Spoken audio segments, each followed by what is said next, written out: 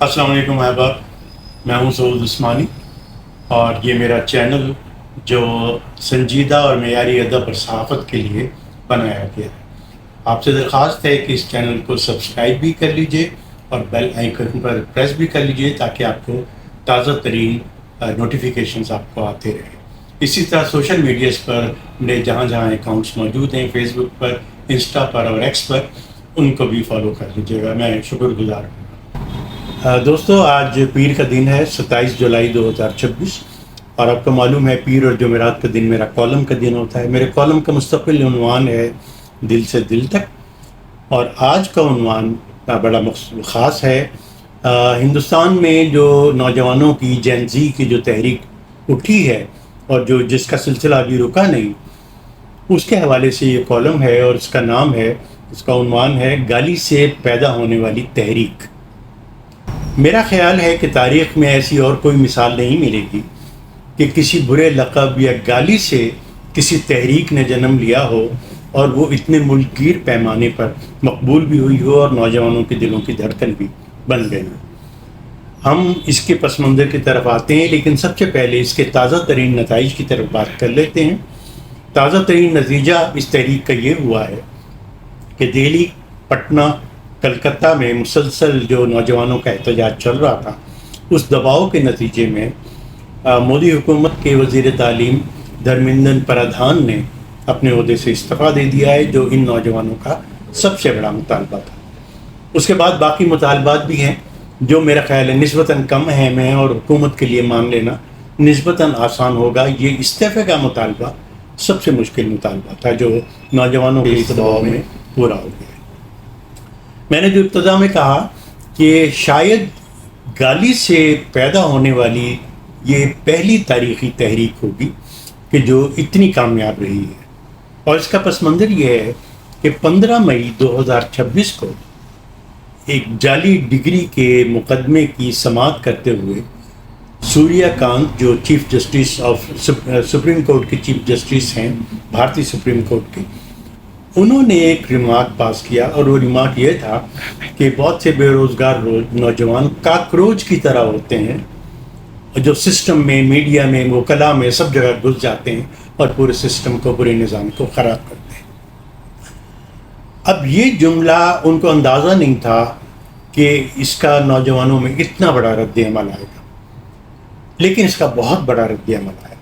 Chief justice نے بات سنبھالنے کی کوشش کی اور اگلے دن یہ وضاحت کی کہ یہ تو صرف جعلی ڈگری والوں کے لیے میں نے کہا تھا، لیکن وہ تیر جو ہے وہ کمان سے نکل چکا تھا۔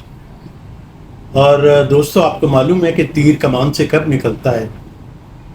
جب کسی معاشرے میں ظلم، ناانصافی، رشوت اور کرپشن اور سفارش وہ سر سے لے کر پاؤں تک سرایت کر جائے، اور انسان کا، عام آدمی کا گھر میں رہنا بھی کٹھن ہو جائے اور باہر نکلنا بھی دشوار ہو جائے، تو پھر وہ ایک معاشرہ نہیں بلکہ وہ ایک خس و خاشاک کا ڈھیر ہے، اور کوئی بھی چنگاری اسے کسی وقت بھی بھڑکا سکتی ہے۔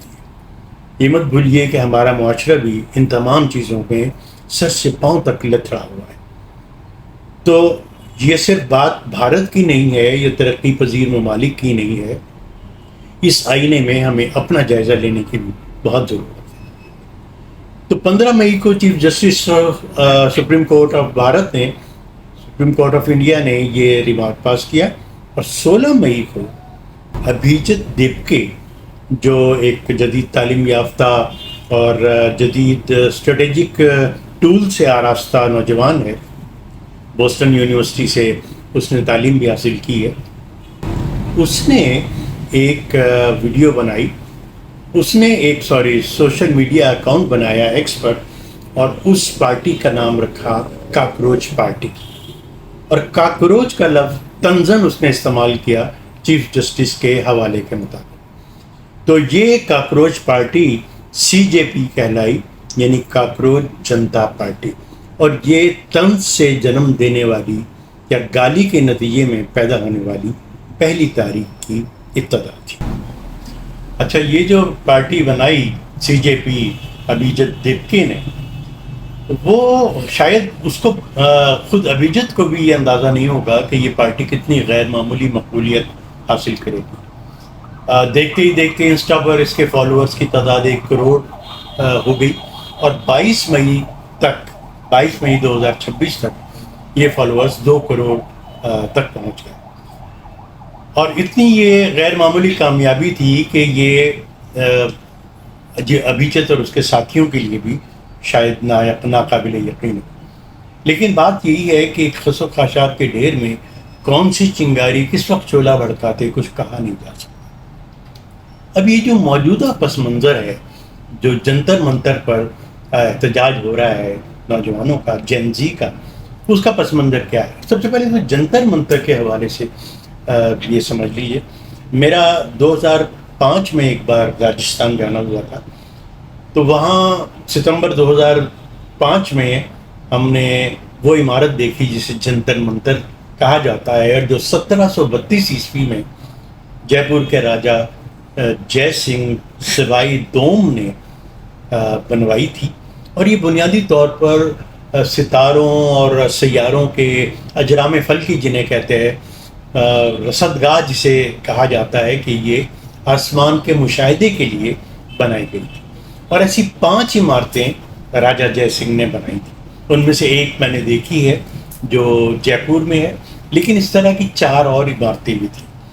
یہی عمارت جنتر منتر کے نام سے دہلی میں موجود ہے، ہر جگہ اس عمارت کا نام جنتر منتر ہے، اور یہ میں نے بتایا کہ آبزرویٹری ہے، یعنی رصدگاہ ہے۔ اچھا، اب یہ علاقہ یہ پارلیمنٹ کے بالکل قریب ہے، سنسد مارگ ایک جو علاقہ ہے وہ پارلیمنٹ کے بالکل قریب ہے، اور وہ وہاں پر اگر لاکھوں کا اجتماع ہو جائے تو وہ حکومت کے لیے بھی بہت سے مسائل پیدا ہوتے ہیں۔ تو جنتر منتر کچھ عرصے سے دہلی میں بڑے مظاہروں کا مرکز بنتا جا رہا ہے، اس سے پہلے بھی وہاں مظاہرے ہوئے۔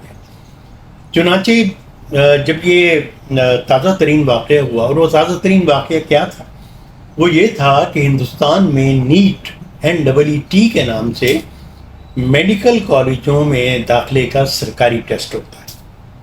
اب ہمارے یہاں پاکستان میں بھی، بھارت میں بھی، اور بنگلہ دیش سمیت دیگر ترقی پذیر ممالک میں یہ بہت ہوتا ہے کہ پیپر لیک ہو جاتے ہیں، مخصوص لوگوں کو اور اشرافیہ کے بچوں کو جواب معلوم ہوتے ہیں، اور باقی ذہین طالب علم صبر کا گھونٹ پی کر رہ جاتے ہیں۔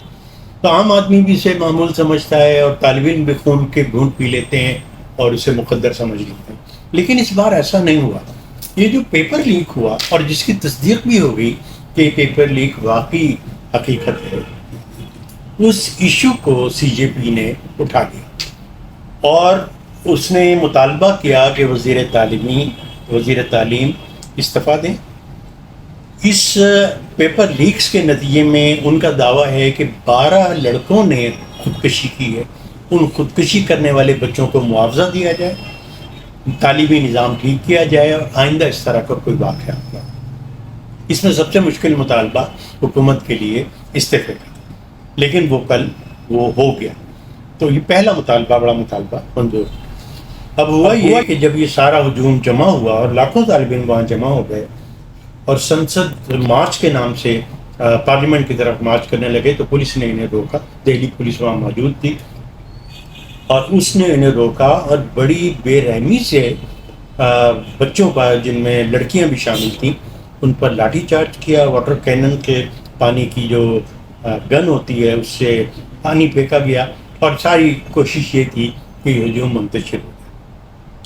لیکن اس کا الٹا رد عمل ہوا۔ یہ ایک رد عمل یہ ہوا کہ مزید نوجوان اس میں شامل ہونے لگے، اور اس تشدد کے خلاف سیاسی جماعتیں بھی اس میں شامل ہو گئی۔ یہ بات دہلی سے شروع ہوئی تھی، لیکن یہ پھر کلکتہ اور پٹنہ میں بھی اس کے مظاہرے شروع ہوئے، اور وہاں اس کے الگ۔ تو یہ بنیادی طور پر خلاصہ ہے میرے آج کے کالم کا۔ پوری تحریر تو آپ اخبار میں بھی اور میرے سوشل میڈیا اکاؤنٹ پر بھی دیکھ سکتے ہیں۔